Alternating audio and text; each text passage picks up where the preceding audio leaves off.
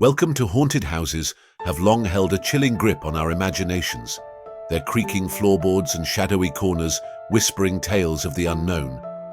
Whether nestled on a quiet street or perched atop a windswept hill, these enigmatic places evoke a potent mix of curiosity and dread. They are not merely homes, they are repositories of secrets, where the boundaries between the living and the dead blur in ways that defy explanation. Why do haunted houses fascinate us so deeply? Perhaps it's the way they challenge our understanding of reality or their ability to amplify our deepest fears. These spaces force us to confront the possibility of forces beyond our comprehension, making them both terrifying and irresistible. Each haunted house is a puzzle, its mysteries begging to be unraveled if we dare. As we explore this unsettling world, let us remember the countless individuals who have claimed to encounter the paranormal. Their stories, whether met with skepticism or belief, deserve respect. They remind us that for some, these chilling experiences are far more than just folklore. They are vivid, unshakable realities that linger in memory like a ghost in the attic. Step inside if you're ready, but beware. Not every door should be opened, and not every presence wishes to be disturbed.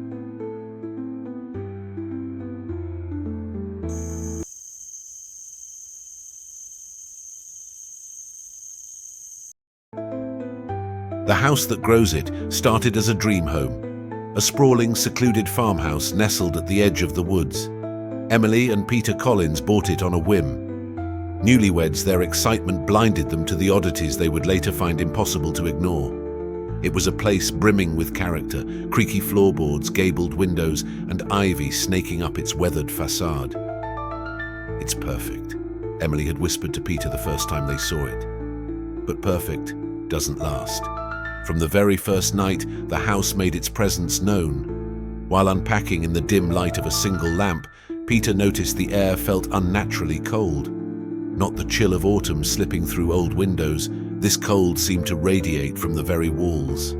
"It's just an old house," he told himself, but a sliver of unease settled in the back of his mind. Emily was the first to notice the changes. She had an eye for detail, and her passion for interior design kept her busy cataloguing every nook and cranny. 3 days in, she swore the hallway leading to the master bedroom felt longer.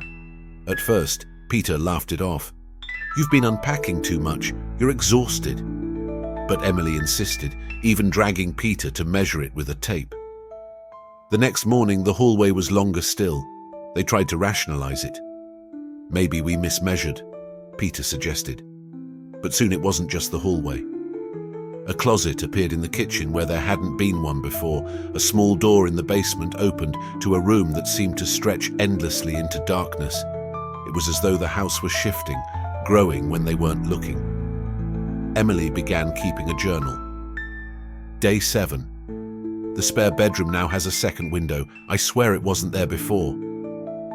Day 10. "The staircase has 6 extra steps. Peter says I'm imagining things, but I can feel it."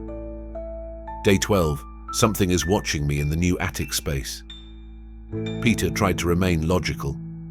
Old houses settle. They shift over time. We're just noticing things we didn't see before. But deep down, he knew something was wrong. At night, they heard strange noises, the groaning of wood, faint whispers, and the occasional unmistakable sound of footsteps in empty rooms. It wasn't until the first door appeared that Peter could no longer deny the truth. It materialized overnight, a heavy oak door at the end of the hallway that wasn't there the day before. The brass knob was cold to the touch, and when Peter tried to turn it, the door refused to budge.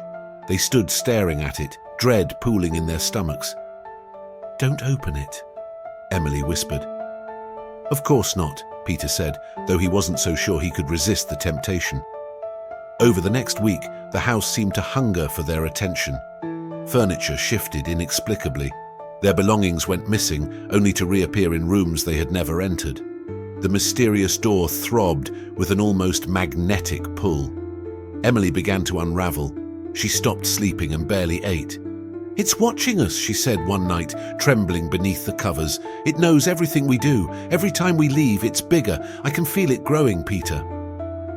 One evening, Peter returned from work to find Emily standing in front of the door, her hand resting on the knob. Her face was pale, her eyes distant. "Emily!" he shouted, rushing toward her. She startled and turned to him, tears streaming down her cheeks. "It's calling me," she said. "It wants me to open it. I can hear it whispering my name." Peter grabbed her hand and pulled her away. That night, they packed their bags and fled to a motel in town. They planned to leave the house for good, but when they returned the next day to gather their belongings, the house was different. The front door opened to a cavernous room that should not have been there. The walls stretched impossibly high, lined with shadowy alcoves. The familiar layout was gone, replaced by a labyrinth of hallways and staircases that twisted in unnatural angles. "This isn't possible," Peter murmured, his voice shaking. Emily clutched his arm. "We need to leave now." As they turned to go, they heard it. A deep, resonant creak as though the house were alive and breathing. The mysterious oak door slammed shut somewhere deep within the house, the echo reverberating through the walls. Suddenly, the front door, their escape, disappeared, replaced by smooth, impenetrable wood. The house had trapped them. They ran, their footsteps pounding against the floorboards as the walls seemed to close in around them. Rooms they hadn't seen before appeared, each one stranger than the last. A nursery filled with dusty, broken toys. A dining room set for a feast, the plates stained with something dark and viscous. At last they found themselves back in front of the oak door. It loomed larger now, pulsing like a heartbeat. "We have to open it," Emily said, her voice flat and emotionless. Peter hesitated, but there was no other choice. Together they turned the knob and pushed the door open. What lay beyond defied comprehension, a void of swirling darkness, alive with faint, ghostly figures. The house's walls seemed to stretch into the void as though feeding on its endless, unfathomable energy. Emily screamed as she was pulled toward the doorway, invisible hands dragging her into the abyss. Peter grabbed her, holding on with all his strength, but the force was too strong. "I won't let go!" he cried, but Emily's face was pale with resignation. "You have to," she whispered, tears in her eyes. "It won't stop unless you do." With a final anguished cry, Peter lost his grip. Emily was swallowed by the darkness, her scream fading into silence. The door slammed shut, and Peter was alone. The house released him that night, spitting him out into the woods like an unwanted guest. When he turned back, the farmhouse was gone. No one believed his story, of course, but Peter knew the truth. The house was still out there, waiting for its next victims, ready to grow once more. The house that grows is more than just a legend. It is a warning. Some places are not meant to be explored. Some doors should never be opened. Would you have resisted?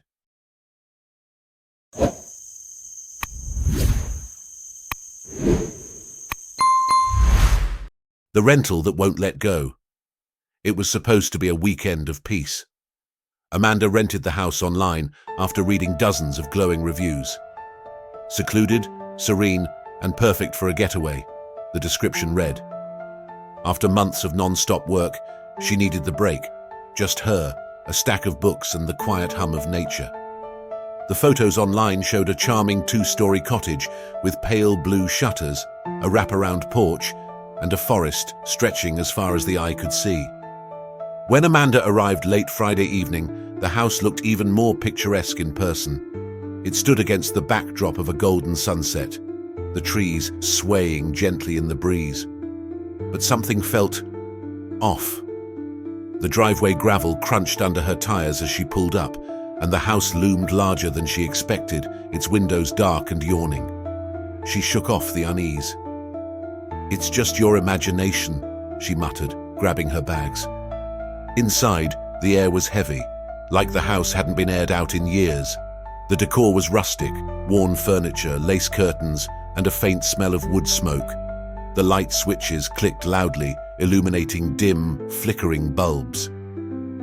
Amanda's phone buzzed with a no-service notification as she tried to check in with her sister. "Perfect," she muttered sarcastically, tossing her phone onto the couch.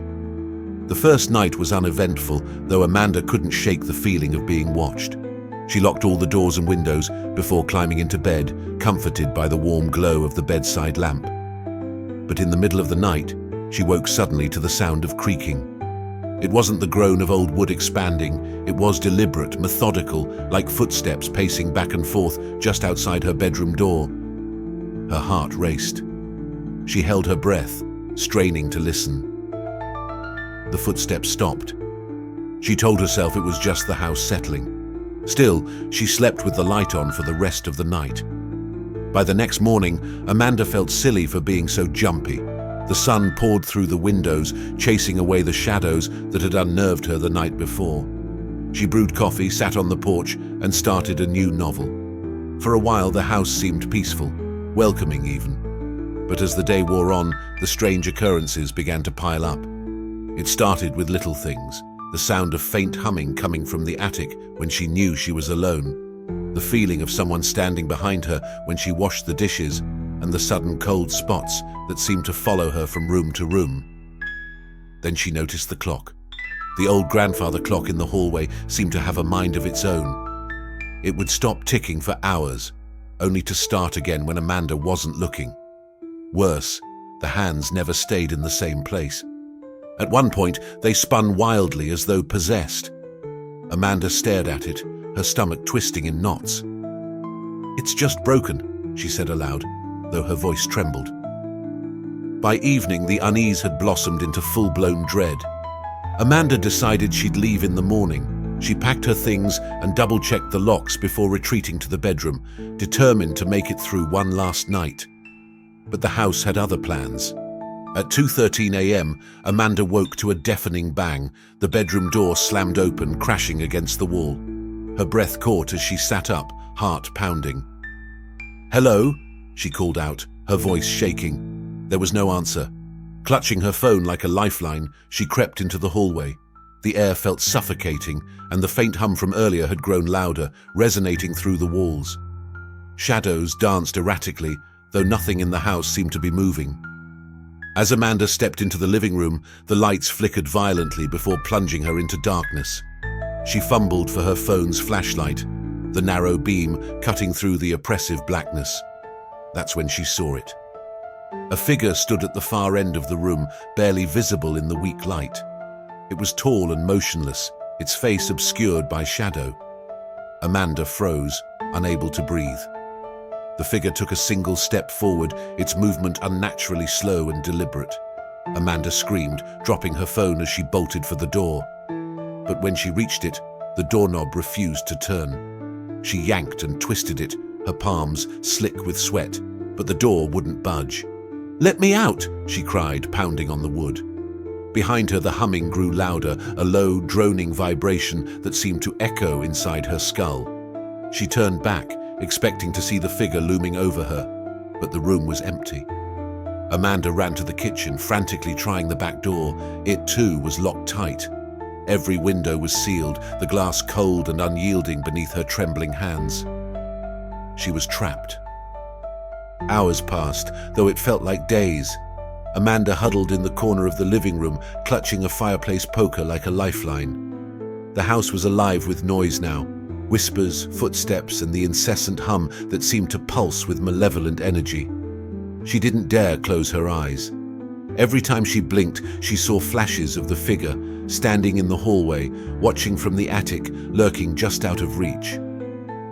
At dawn, the noise stopped. The house fell eerily silent. Amanda wasted no time. She grabbed her keys and rushed to the front door, praying it would open. This time the knob turned easily. She stumbled outside, gasping for air, and didn't stop running until she reached her car. The engine sputtered to life, and she sped down the gravel driveway, glancing in the rearview mirror only once. The house stood as it always had, quiet and unassuming, the morning sun glinting off its windows. But Amanda knew better. Days later, she returned with a friend to retrieve the rest of her belongings. She didn't want to set foot inside the house again, but she couldn't leave her things behind. When they arrived, the house was gone. The charming cottage with its pale blue shutters and wraparound porch had vanished without a trace. In its place was an overgrown clearing, the ground littered with rotting wood and broken shingles. It looked as though the house had been abandoned for decades, despite Amanda having been there just days before. Her friend was skeptical. "Are you sure this is the right spot?" Amanda didn't answer. She stared at the clearing, her heart pounding as she spotted something glinting in the grass. It was her phone, the one she'd dropped that night. Its screen was cracked, the battery long dead. Amanda never spoke of the house again, but sometimes, when she closed her eyes, she could still hear the hum. And she knew deep down that the house was still out there, waiting. Would you rent this house? Some places are better left unseen, their mysteries unsolved. Would you risk being the next to discover its secrets?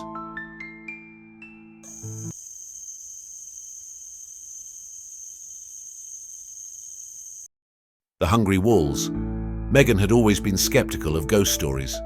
As a real estate agent, she spent her days selling houses steeped in history, some whispered about in town as haunted. She prided herself on brushing off such tales with a polite laugh, reminding clients, but when her firm asked her to sell Blackthorn House, Megan hesitated. The house had been on the market for decades. It was a sprawling Victorian mansion perched on a hill just outside of town. Rumours swirled around Blackthorn like smoke. People who lived there didn't stay long, and those who did, well, they weren't quite the same after. Megan didn't believe in ghosts, but there was something about Blackthorn that unsettled her. Maybe it was the way the paint seemed perpetually peeled, no matter how often it was redone, or the windows that looked more like hollow eyes than glass panes. But she wasn't about to let a challenge ruin her reputation. If I can sell Blackthorn, she told herself, I can sell anything. Megan decided to spend the night in the house, a stunt to prove to superstitious buyers that the rumors were baseless. Armed with her laptop, a flashlight, and a bottle of wine, she settled into the cavernous living room. At first, it wasn't so bad. The house was drafty and smelled faintly of mildew, but it wasn't any worse than other properties she'd staged. She wandered through the rooms, snapping photos for her listing. The grand staircase was striking, its carved banister curling like the spine of some great beast. The wallpaper, though faded, bore intricate patterns of vines and flowers. But the house didn't feel empty. Every so often, Megan thought she heard faint sounds, a soft shuffle, like feet on carpet, or a low creak, like someone shifting their weight. She brushed it off as the house settling. It's old, she reminded herself, but the uneasy feeling stayed with her. By midnight, she was back in the living room, sipping wine and scrolling through her phone. She tried to focus on her work, but her attention kept drifting to the walls. Something about them felt wrong. The wallpaper seemed to ripple, as though the vines were growing beneath the surface. Megan shook her head. I've had too much wine, she muttered, forcing herself to look away, but when she glanced back, the rippling had stopped. The noises began again just after midnight. Megan heard the faint sound of scratching, low and persistent, coming from somewhere inside the house. At first she thought it might be nice, but the sound grew louder, more deliberate, like nails dragging across wood. She grabbed her flashlight and followed the noise down a narrow hallway. The air grew colder as she walked, her breath clouding in front of her. The scratching stopped abruptly when she reached the end of the hallway, where an ornate door stood slightly ajar. Inside was the dining room. The long table was still set, its dusty plates and tarnished silverware arranged as if waiting for guests. A dark stain marred the center of the table, its edges creeping into the grain of the wood like blood into fabric. Megan's flashlight flickered as she stepped closer, her heart pounding. The scratching returned, louder now, coming from the walls around her. She spun, shining the flashlight in every direction, but the room was empty. The sound grew frantic, as though something trapped inside the walls was trying to get out. "Hello?" she called, her voice trembling. The scratching stopped. Then the whispering began. It was faint at first, like the rustling of leaves in the wind, but it grew louder, overlapping voices blending into an unintelligible murmur. Megan backed away, her flashlight shaking in her hand. "Who's there?" she demanded, but the voices didn't answer. Instead, the walls began to shift. The wallpaper seemed to peel back on its own, curling at the edges to reveal rotted wood beneath. The vines in the pattern twisted and writhed, growing thicker, their tendrils creeping toward Megan. She stumbled back, her breath coming in shallow gasps as the voices swelled into a deafening roar. "Get out!" They hissed. "It's hungry!" It's... Megan fled the dining room, her heart hammering in her chest. She raced up the grand staircase, the floorboards groaning beneath her feet. The house seemed to breathe around her, the walls expanding and contracting like lungs. She reached the master bedroom and slammed the door behind her, locking it with trembling hands. The whispering followed her, seeping through the cracks in the door like smoke. Megan pressed her back against the wall, her flashlight beam darting around the room. The air felt heavy, as though the house itself was pressing down on her. And then she saw it. The wall across from her began to bulge, the wood groaning as something pushed against it from the other side. The bulge grew larger, taking shape, a distorted hand pressing through the surface. Megan's scream caught in her throat as the hand clawed at the wallpaper, tearing through it like wet paper. A face emerged next, twisted and skeletal, its hollow eyes staring straight at her. The thing dragged itself out of the wall, its body unnaturally thin, as though it had been crushed. Megan scrambled for the door, but the lock wouldn't budge. She pounded on the wood, tears streaming down her face. "Let me out!" she screamed. The creature moved toward her, its movement slow but deliberate. Its bony fingers reached out, and Megan felt the cold touch of its hand on her arm. She yanked away, her skin burning where it had touched her. "I'll leave," she sobbed. "I'll leave, just let me go." The creature paused, tilting its head as though listening. Then it melted back into the wall, disappearing as quickly as it had come. The door unlocked on its own. Megan didn't waste another second. She bolted down the stairs and out the front door, not stopping until she was inside her car. Her hands shook as she started the engine, and she didn't dare look back at the house. It took weeks for her to recover from the experience. She told her boss she wouldn't sell Blackthorn, no matter the commission. "It's not just haunted," she told him, her voice hollow. "It's alive, and it's hungry." No one believed her. The house remained unsold, waiting for its next victim. The hungry walls still stand, perched on the hill like a predator waiting to pounce. Those who venture inside are rarely seen again. Would you step through its doors knowing what waits behind the walls? Some houses are better left untouched. Blackthorn is one of them.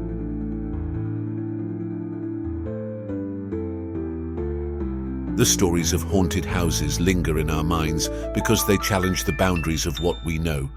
Are they just tales spun from fear and imagination? Or is there something more to these strange, unexplained phenomena?